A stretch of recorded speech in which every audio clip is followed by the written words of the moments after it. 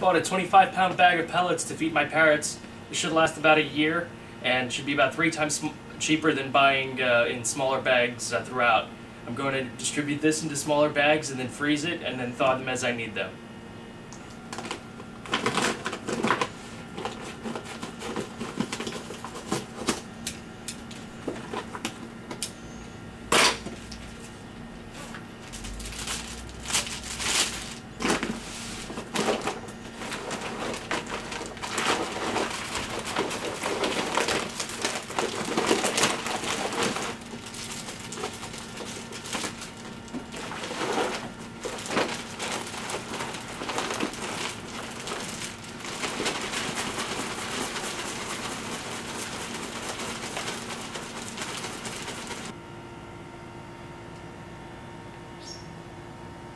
Freezer full of bird food.